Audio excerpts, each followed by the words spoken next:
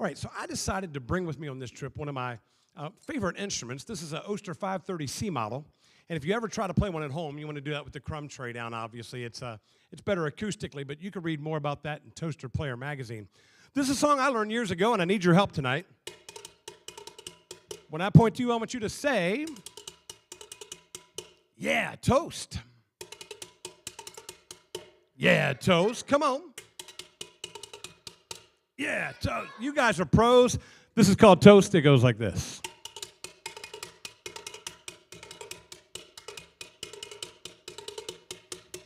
All around the country and coast, people always say, what do you like most? I don't want to brag. I don't want to boast. I always tell them, I like toast. Yeah, toast. Come on. Yeah, toast. I get up every morning about 6 a.m., have a little jelly, have a little jam. Take a piece of bread, put it in the slot, push down the lever, and the wires get hot. I make toast. Yeah, toast. Yeah, toast. Now, there's no secret to toasting perfection. There's a dial on the side, and you make your selection. Push to the dark or the light, and then if it pops too soon, press it down again and make toast. Yeah, toast. Yeah, toast. For many years now, I've been a booster of the browning of the bread inside a toaster. If it gets dark, I start hollering, because don't you know I'm black toast intolerant?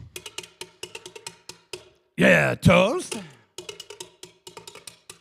Yeah, toast. Oui, bonjour, bonjour, Corvette. Oh, croissant et Chevy Corvette. Maurice Chevalier, Eiffel Tower.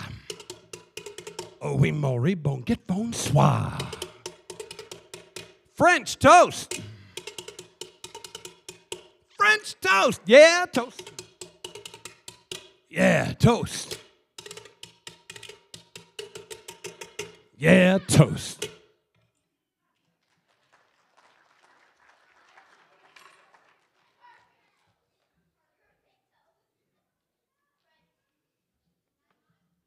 Now imagine right about now, some of you are thinking, what was the spiritual significance of that? There wasn't any, just so we're on the same page.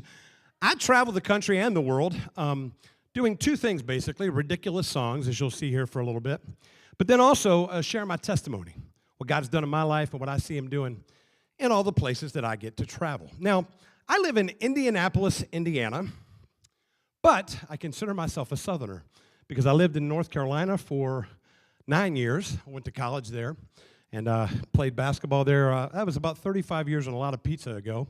And then took ministry in Florida. I lived in Tampa for about 5 years, 6 years. Met my wife down there. I married a Florida girl. And then I started my traveling career in Nashville, Tennessee.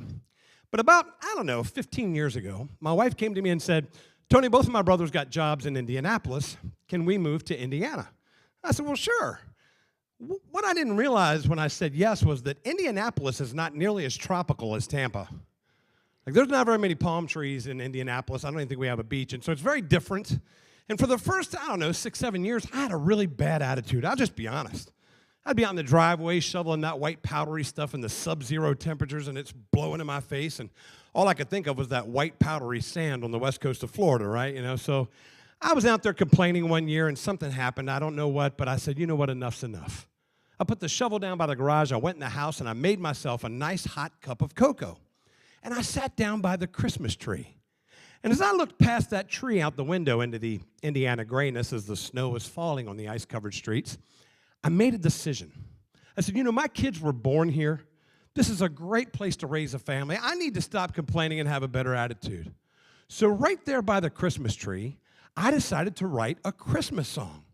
And I thought, wouldn't it be great if I could write a song that would perfectly describe these Indiana winters and Christmases, and I could teach it to my kids, and maybe they'd learn it and sing it, and maybe someday they'd even teach their kids the songs down through the generations to help remind them where their family tree first took root and what northern winters and Christmases are really all about.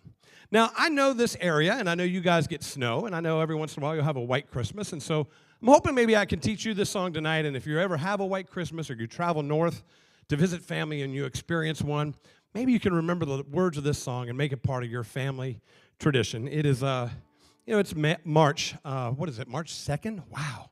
So Christmas is right around the corner, and thought I'd teach you this song. This is called the Indiana Christmas Song, and I worked really hard on the words to this song. I really think it says it all. It goes like this.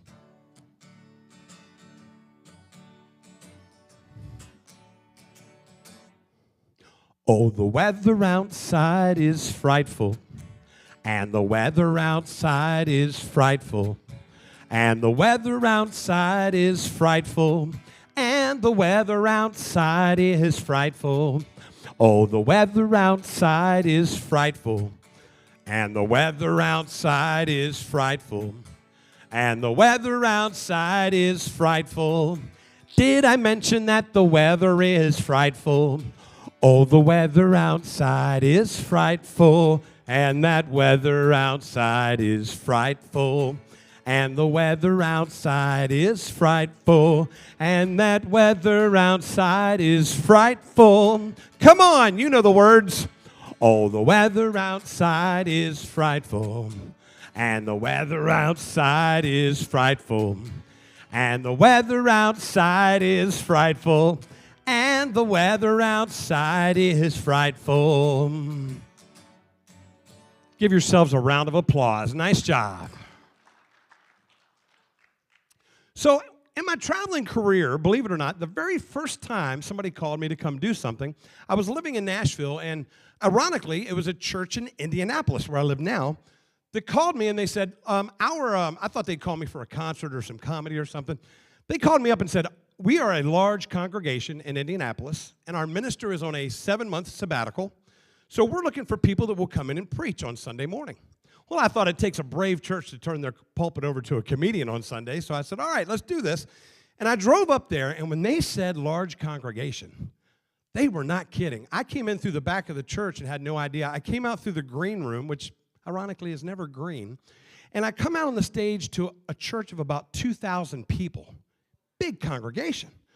I stood out there and I looked around, but the thing that caught my eye was this. This was September of 2002, the fall there, and when I looked out among the 2,000 people, I'm not exaggerating, I would say at least 800 or more of these 2,000 congregants were wearing some form or another of a blue and white Colts t-shirt or Indianapolis Colts football jersey. Now listen, I grew up in a very conservative Christian home, and if I tried to wear a football jersey to church, my dad would have snatched me up and we wouldn't have been back. It would have been bad. But these guys were radicals. They were all dressed up. There was a guy in the front row. He painted his entire head. He was bald like me. He painted his entire head white with a blue stripe down the middle and a blue horseshoe on both sides. He was ready to go to the game right after church. What was crazy is it turned out to be one of the elders. I said, this is a problem. I mean, I like football and sports and stuff as much as the next guy, but come on. I mean, Sundays are about more important things. So I just thought, well, Indianapolis must just be Colts crazy. But then 4 weeks later, I was up preaching to a bunch of purple people in Minnesota. And by December, I'd gotten down to South Florida, and the choir came out in robes that were aqua and orange. They had a dolphin in the baptistry. I said, that's going too far. So I decided to write a song to combat this problem and remind people football's great, sports are great, but Sundays are about much more important things. And so I wrote this song, and it's kind of new. I don't really know the words or the chords yet. But this is, and ladies, you know what I'm talking about, right? I mean, some of your husbands and sons, they could rattle off every statistic, probably name every team. It's just ridiculous. So this is a song called the Sunday Worship Song, and hopefully it'll remind you of the important things about Sunday. It goes like this.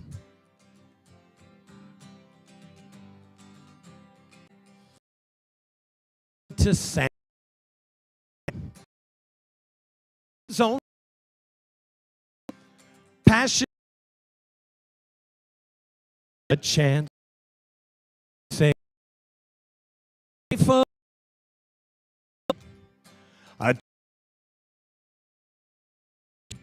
so how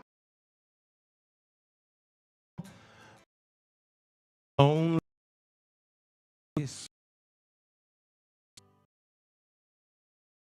today I'll rejoice with the Cardinals and Saints. My soul's gonna soar with the Eagles.